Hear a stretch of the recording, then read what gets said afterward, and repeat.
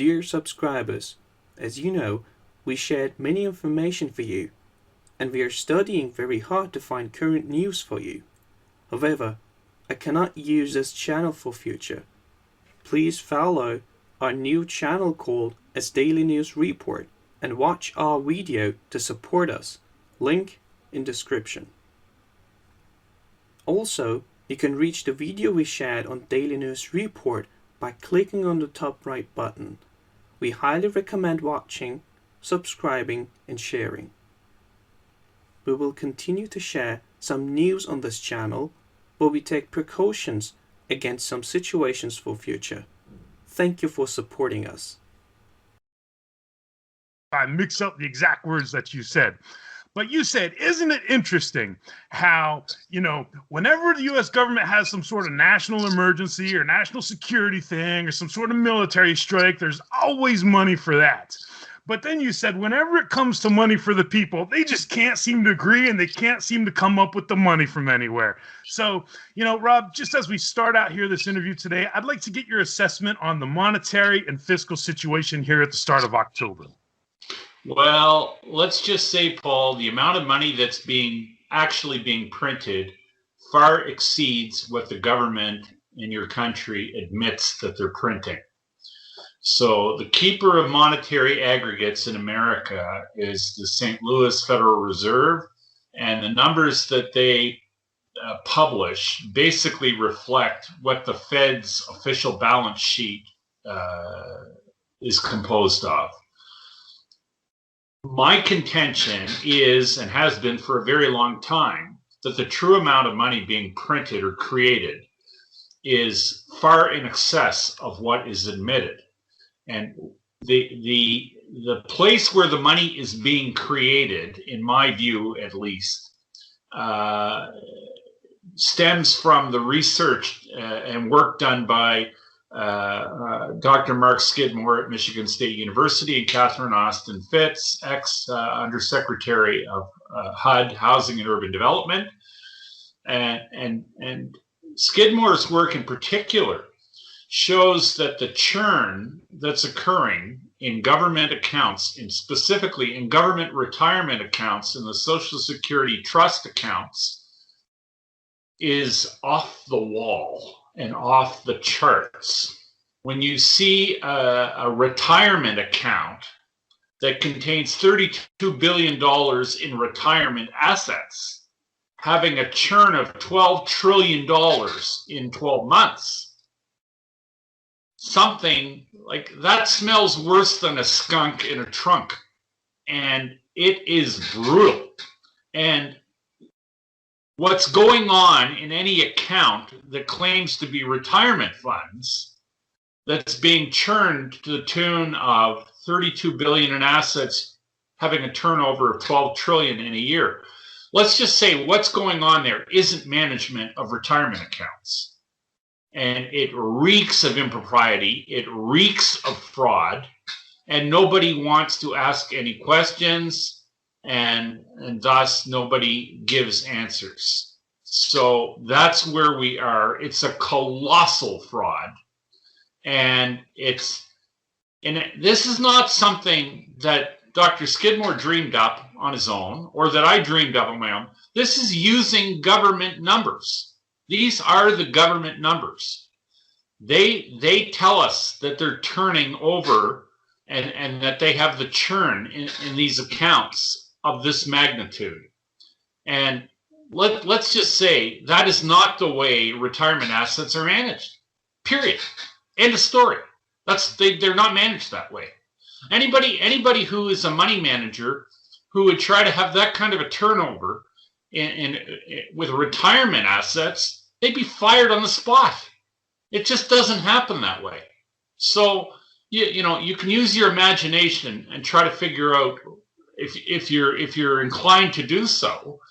I mean, it's anyway, when something is that obviously crazy big, I mean, all you can do is use your imagination. And I mean, I've got a reasonably good imagination. I have a pretty good idea what they're doing. They're creating money out of securities, and very likely in the Treasury complex, there's off book debt, there's off book securities.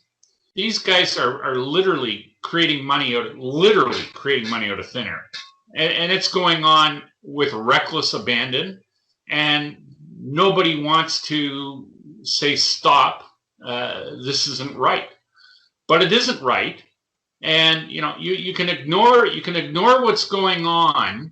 I guess to a point you can ignore it indefinitely, but you can't ignore the repercussions of ignoring it indefinitely, and the repercussions of all of this. The upshot of it all: we have distortions in our capital markets. We have interest rates at zero when they shouldn't be, despite record issuance of debt, acknowledged debt.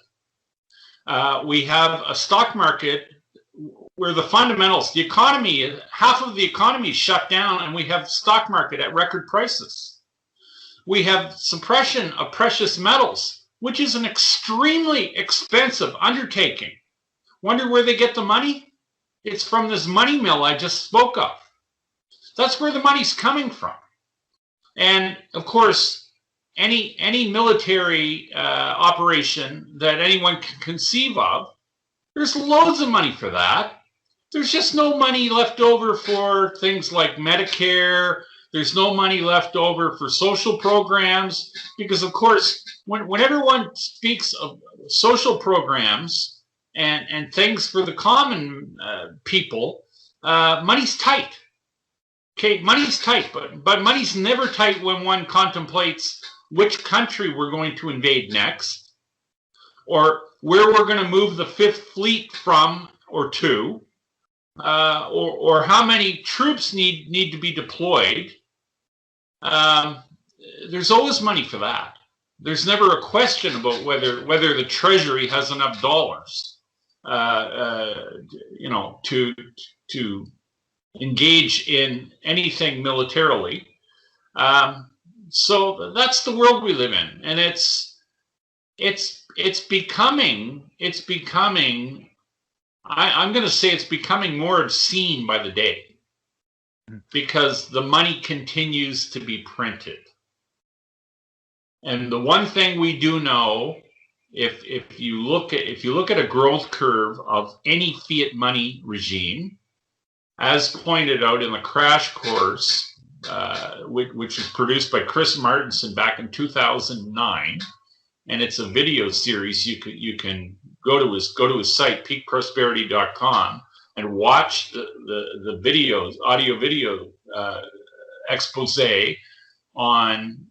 It's called the crash course, it explains the growth life cycle of fiat money, of any fiat money regime with compound interest, and you see what happens to any fiat money regime in its life cycle, and how its growth is dictated, that it vectors up, and it literally goes vertical. We are on the vertical part of the money growth curve now. The amount of money being created, I'm going to say, is tens of trillions more per year than what is acknowledged. This is dark money. Okay, it's not acknowledged to exist, but it does exist. They try to keep it siloed, but they can't keep it all siloed. Their problem is, Paul, they don't know where to put the money. They have so much of it. And what they don't want to do is they don't want to have that money bleeding into the economy at large, where it would create, or even if it was acknowledged to exist, it would create an instantaneous hyperinflationary event. And this is what monetary authorities are loath to allow to happen. So this has to be kept under wraps. It has to be kept largely hidden, but it shows its existence by virtue of a bond market with rates at zero across the curve, precious metals prices being suppressed, currencies are manipulated incredibly, and the stock market is goosed beyond belief. But I mean, when one thinks about this, and these are the ills of central banking. The biggest equity player probably in the world, probably at least acknowledged equity player in the world, is probably the Swiss National Bank. What is a national bank of any country being one of the biggest equity holders on the planet? What's up with that?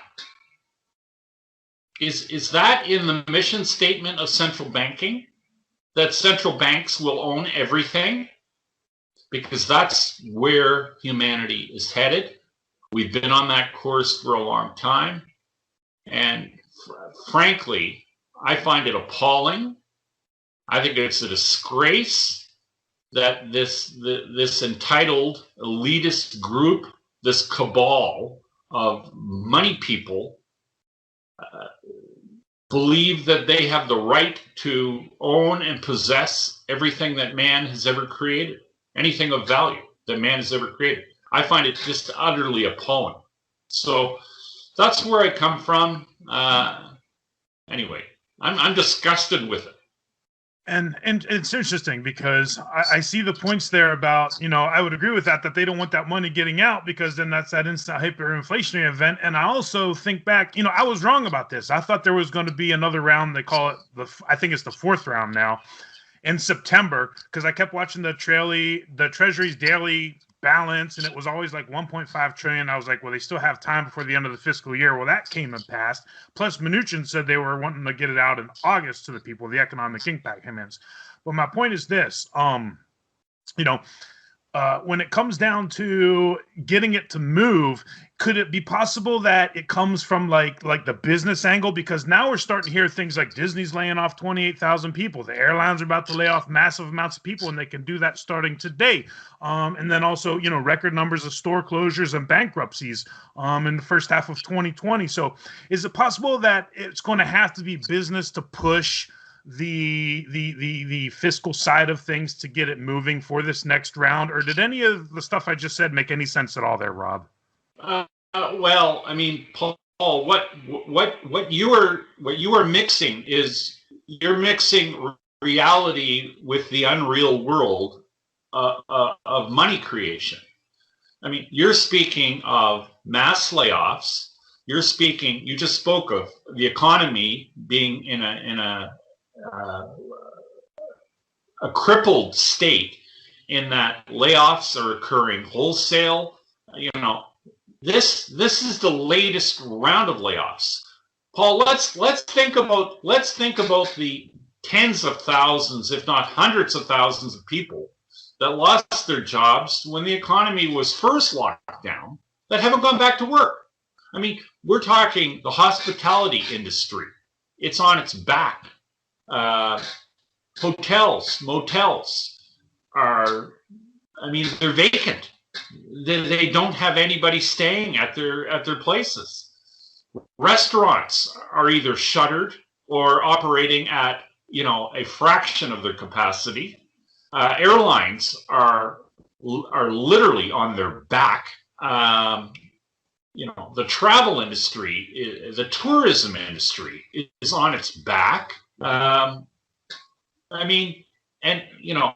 here we are speaking of the latest round of layoffs at Disney in California and Florida. I mean, it's unbelievable that yet we have stock market at record highs. I mean, go figure. If you had told somebody 2 years ago that half the economy would be shut down, but the stock market would be making new all-time highs, most people would have laughed at you.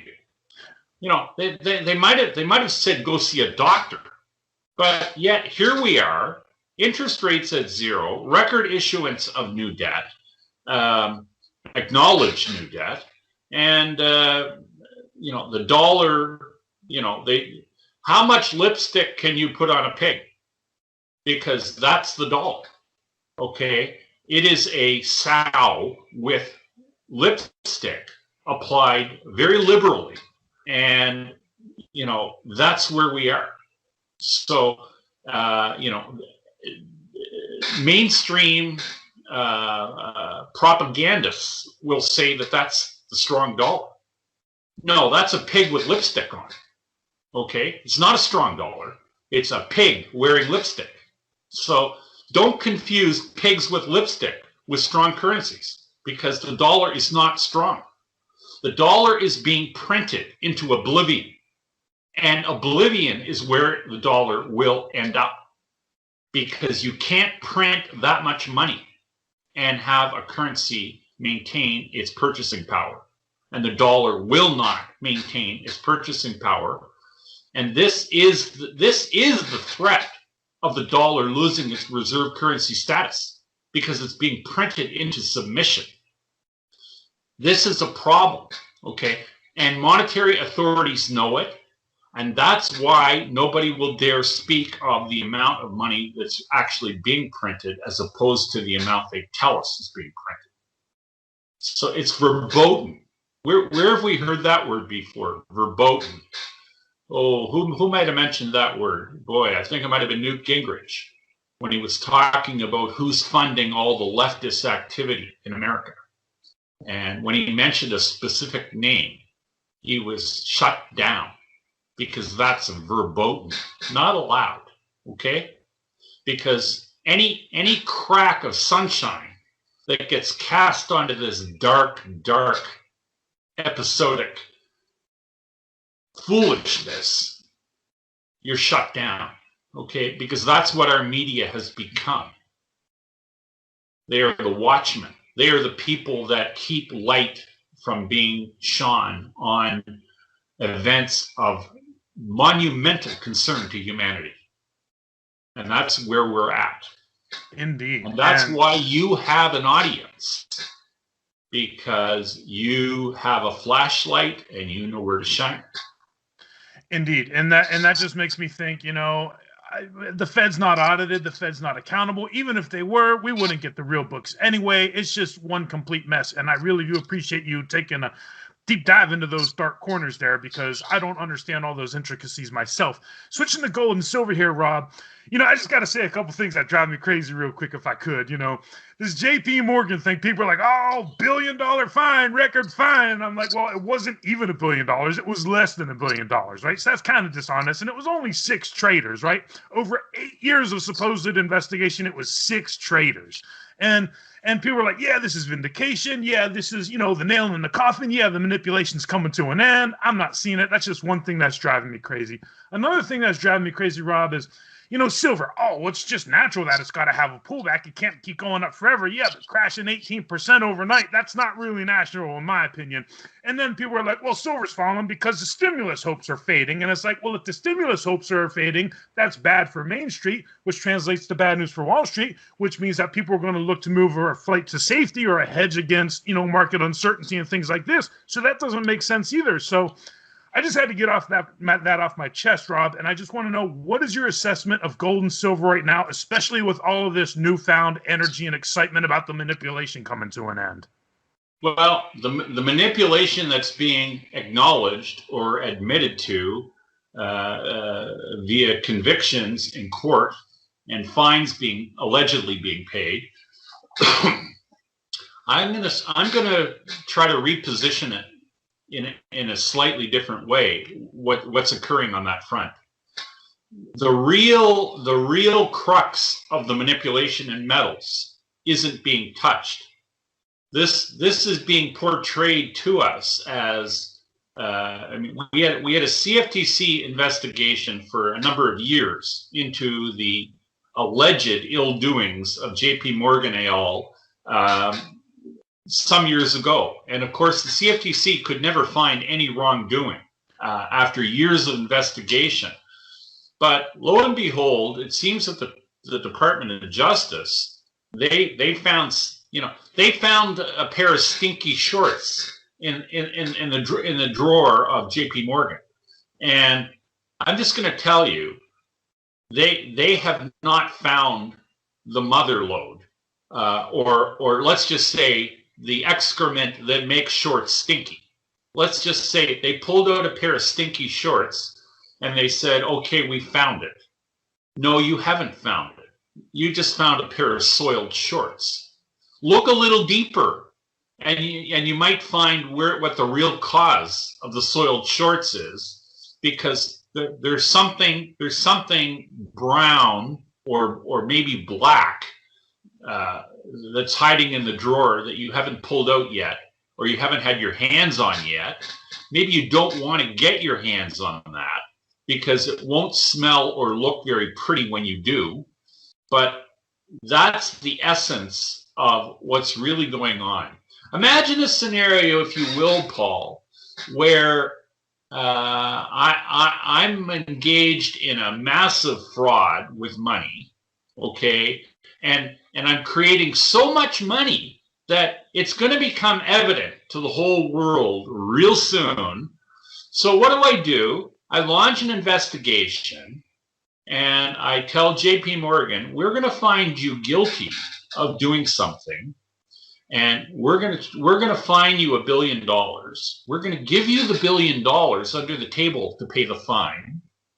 And then we're all going to declare victory that we've righted a tremendous wrong. And then we're going to carry on doing exactly what we've done all along. And I mean, if one thinks about it, that's kind of sort of what's going on in the metals market today. I mean, yeah, we found the guilty party, okay? They've agreed to pay a fine. And of course, it's assumed that they'll never engage in this activity again because they've been caught, they've been found. And yet, metals market remains as manipulated and suppressed as it was, today, as it was a month ago or a year ago. And if anything, the attacks on the metals price, the counterintuitive attacks on the price of metal continue unabated. Okay? Like, there's been no wrong that's been corrected. There's been the acknowledgement that something was amiss. There's been an agreement in I guess for a token fine to be paid, but I mean the activity continues. Markets are as manipulated today as they were 6 months ago, or a year ago, or 3 years ago, maybe worse, because the monetary authorities are acting with more, let's just say, with more desperation, it seems to me. They appear more desperate because their interventions in different markets appear to be reckless. They appear to be even more counterintuitive than ever, and they continue. So, what's happened? I mean, there's been an acknowledgement of something. It's sort of like saying, I saw something. But Rob, what did you? Never mind. I saw something. What does that mean? I saw something. Exactly. And Rob, that and it makes me think that Bloomberg article that came out, sure enough, I think like in the third or fourth paragraph, that's all I could get through. That's all I could stomach. But in the third or fourth paragraph, it was saying something like, this puts an end to the investigation and this and this and this. So yeah, I do get a sense of that.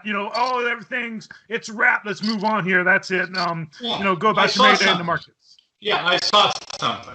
Next. I saw something. Next. Okay. Yeah. Now, Rob. Oh, metals manipulation. Yeah, we covered that. I saw something. Let's move on. Fine was paid. Okay? Over. It's over. Right. It's really over, isn't it? Yeah. Interest rates are still at zero. Stock market is still at record highs. Metal prices are still suppressed. But let's move on. Let's talk about other things now. Now, Rob, I get a lot of slack for this because for the last couple of weeks, I've been writing about shortages I'm seeing in stores, and all the way, like all these places I'm going to like just the regular stores where a lot of American shops, unfortunately, Walmart, Target, things like this, and various ones. I'm not just going to the same one over and over because I keep seeing empty shelves all over the place. Last year, one of my big concerns was food price inflation. This year, in addition to food price inflation as a concern, it's just the lack of stuff. Simply, my local Walmart has like 5 kids' bikes with training wheels on it, not a bicycle in that store. You know, you look at the linens and the kitchen appliances, the shelves are 33% stocked. They got big items to make it look like the shelves are full, and they're clearly not full.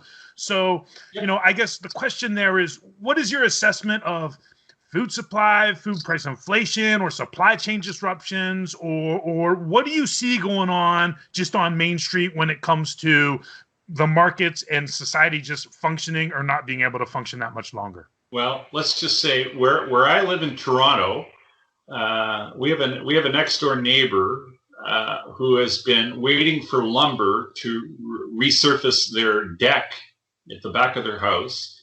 They've been waiting for lumber since May, and they don't have any lumber to redo their deck. Let's just say I've been in a couple of big box stores in the last 2 weeks. There is no paper towel available anywhere in Toronto right now, for the most part. You can't walk into a Costco right now or a Walmart in Toronto and buy a paper towel. They don't have any.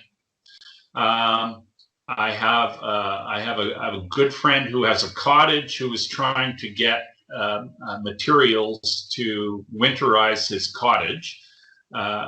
Couldn't buy a heat pump. I tried to buy 2 inner tubes for mountain bikes about a month ago. I went to every location that I could think of in Toronto, all the big chain stores. Can't buy an inner tube for a bike or a top for a bike. I have a subscriber acquaintance who's a veterinary doctor. He was having trouble accessing hydromorphone, which is morphine, which he uses in his practice when he's operating on pets, dogs, cats, whatever. It's a sedative. And that's a basic staple in the medical practice.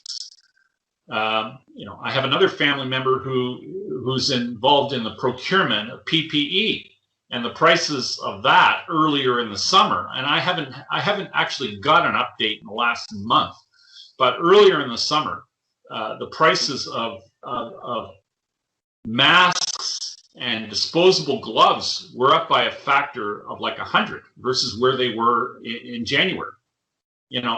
And like specifically, I'm talking about like a disposable mask that had a price tag back in January of 50 cents. These things were trading for $50. So, they're up 100x. Disposable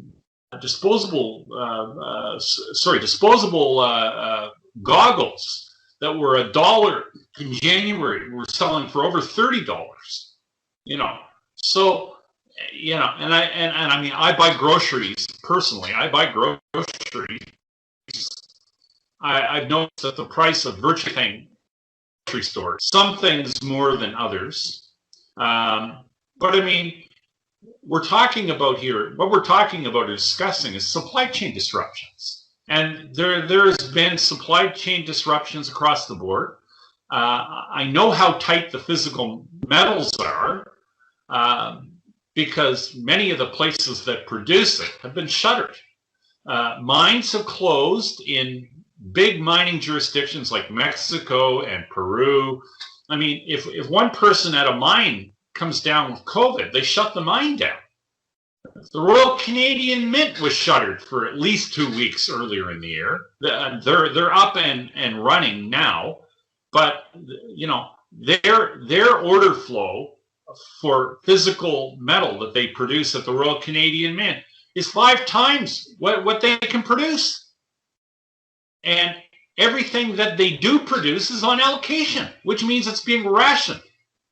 And that means, so if you're the biggest dealer for the Royal Canadian Mint, and you put in an order this week that you would request 30,000 silver maples, maybe you get none. Maybe you get 2,000, and try your luck next week. And that's called being on allocation. Okay, it's rationing. It's a rationing of metal. So metal is being refined and is being distributed. But I mean, at these prices, how much longer can this go on? I don't know. Let's just say orders are not being filled on a readily basis. It's like if you're lucky enough to get somebody to sell you metal, you have to be patient and wait for it and then hope it comes. But, that's the state of affairs. And that's across the board in the metals industry. Physical metal is in very short supply, as are many other things, because supply chains have been interrupted, because the economy has been shuttered in so many different facets and different ways. But of course, none of that is consistent with, record high stock prices. Like, why is the stock market continue to go higher? Who's buying all the equities? Now, Rob, it's weird because everybody's billing this election to be the most, controversial, the most contested. Everybody knows that. Everybody's expecting that. So, like, in the back of my mind, I'm thinking, what in the heck happened in Beirut a couple months ago? The alternative media can pick something apart within 48 hours. And sure enough, within 48 hours, half a city got blown up and it was out of the news in 2 days in the mainstream news. So everybody's talking about the election's going to be the most contested thing ever. And I'm thinking, well, there might be some sort of shock and awe, like a 30 bomb or something that takes out half of a city, or there could be something that is shock and awe in a sense that it comes out of left field that nobody is anticipating. Pandemic was one thing, right? Everybody was talking about war with Iran, war with Venezuela, war with something, but no, came out with a pandemic. Now everybody's talking about, it's the election. I can see something else happen on a grand scale, something on the size of that Beirut blast, for lack of a better term. So just what is on your radar right now, and what are some of the things that you're concerned about as we end up this last quarter here of 2020, Rob? Well, you speak of what occurred in Beirut, and the reality about what happened in Beirut hasn't been properly acknowledged anywhere in the mainstream press. There was a radiation spike when that event occurred. And in my personal opinion, the radiation spike that was measured, I believe it was somewhere in the Mediterranean. I believe it was Sicily, where they had, measuring equipment, and a very noticeable and extreme spike in radiation occurred when that detonation occurred. That was a nuclear detonation. Okay, I don't know who is responsible for it, but that was a nuclear detonation. And Paul, when nukes are in play, how do you get more extreme than that? Yeah. How do you prep for that? And exactly. And how do you prep for it? You can't. I mean, if that kind of stuff is going on, it tells you how far down the rabbit hole humanity's gone, is what it tells you, because that is just the height of, and it's been covered up and nobody wants to talk about it. And that tells you how far we have sunk as a species, that we allow these things to occur. And there's no repercussions. There's no justice. There isn't any, and no one seems to care. At least people who you would assume would care don't seem to. And it's like, just ignore and move on. Like, next. Like, I saw something. Okay, next. It really is amazing. And, you know, because I think back to that Tianjin explosion from a few years back, and then I think about this, and not only does that blast serve as like a dry run in one sense, but it also serves as the ability to take out. I think about like 9/11 and 3 buildings falling into their footprints when only 2 of them were struck by planes. You know, and then I think about the absence of plane parts on the lawn of the Pentagon when you know, a plane with titanium engines supposedly vaporized when it hit the wall of the Pentagon. And I mean, these things just don't add up. They just don't add up. Okay, planes don't disappear because they hit a building. You know, engines don't vaporize. Titanium engines don't vaporize on impact. You know, three buildings the size of, you know, the 2 major World Trade Center towers, and then Building 7, which was a 50-story building, and it collapsed into its own footprint. They said because there was a fire. I mean, Paul, think about that. So what I'm hearing, Rob, is it could get a lot more dicier as we move through the rest of this year. I've been calling this the year of no surprises, but that was what I think I'm getting out of this. Yeah, and I mean, we're living in Never Land, and what else can happen in Never Land? You know, use your imagination. And final question here, Rob. You know, just quickly. You don't have to go deep down into this question, but, you know, there's also this buzz about this digital currency. And I just wanted to say one thing about this Fed digital currency, and that is, you know, a couple months ago, 70% of the American adults wanted these economic impact payments again. And then just like last week, it was like 90%. So my thinking is, people are wanting this helicopter drop. So if they unroll this Fed digital currency thing where they have everybody with their accounts at the Fed, and then they can deposit money that expires or whatever, it's almost like the people are going to be asking to go cashless and to go digital. And I just wanted to get your thoughts, because I've heard you talk on that before. So is there anything you wanted to add on to that, if that point even made sense at all, Rob? Well, I believe that humanity is going to be force-fed digital currency, whether we like it or not. Cryptocurrencies are not going away. The world will be more consumed with cryptocurrency 5 years from now than they are today. Interesting analogies that I've heard from different directions. I think I saw a comparison, and I can't even remember exactly who said it, but the comparison was something like this. In 1995, 0.5% of the world had access to the internet. Okay, and today about 60% of humanity is on the internet every day. Okay. Today, roughly 0.5% of people own Bitcoin or a digital currency. What do you think the price of Bitcoin is going to be when 60% of the world has digital currency in a digital wallet? So, I mean, the sky's the limit. I mean, digital currencies are here to stay. They're not going away. The reason why digital currency hasn't been adopted in mass, in my view, is because regulatory concerns were not in place.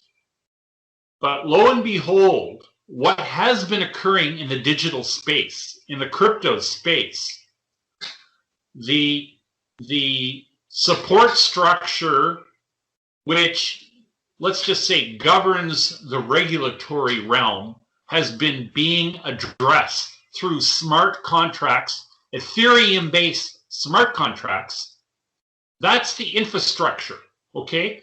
You see, we created the traffic without the roads in the digital space, in the crypto space. It therefore required a breather to build the roads, to build the infrastructure. The way I see it and the way I measure it, I reckon that the infrastructure is very close to being completed. And traffic volume will grow. And digital currency is here for good, and it will proliferate. And it will become much bigger than it is today. Of course, the big risk there is in governments and central banks co-opting it and taking the roads over for themselves. Well, you see, no. Ultimately, because the infrastructure is being built out, the infrastructure will have, let's just say it kind of like, there will be toll booths, there will be monitoring, and once governments have the prerequisite amount of surveillance or ability to surveil and monitor the new currency, the digital world, then it will be welcomed with open arms to roll out globally. That's what's coming, because that infrastructure is being completed, I believe, right now, or it's been largely completed. It's been an evolution. So we needed the infrastructure in place before the digital currency or the cryptoverse could really expand. But that is all, that's in process. It's happening. And cryptos will be bigger than they are today in 3 years or 5 years, without a doubt. And hopefully the world will wake up from its slumber and recognize that these futures markets that we are using as a price discovery mechanism for metal are completely and utterly false. So I believe metals will ultimately, Paul, get to a point where there will be cash and carry. I don't believe that the futures markets will remain viable for precious metals as a means of price discovery, because they're fraudulent. I would tend to agree with pretty much everything you said there, except the crypto part. That's good. We'll save that for another discussion. Rob, what do people get out of KirbyAnalytics.com? Well, you get my insights on the market, and it's been a process. It's been an event. It's been a world. It's a deep hole. Let's just put it that way. Alternative financial reporting is a very, very deep hole, dark hole, rabbit hole. I mean, you can affix many different monikers to what really goes on in our capital markets. I've seen it from the inside, and I've seen it from the outside, and it's an ugly place. I mean, it really is. And I try to make heads or tails of it the best I can, and I try to share my thought with people. And I'm a little bit outside the box in what I analyze and what I think and my views on the market. And but that's the way I'm built. Can't help it. Rob Kirby, I'd like to thank you for joining us again on Silver Doctors. Been my pleasure, Paul.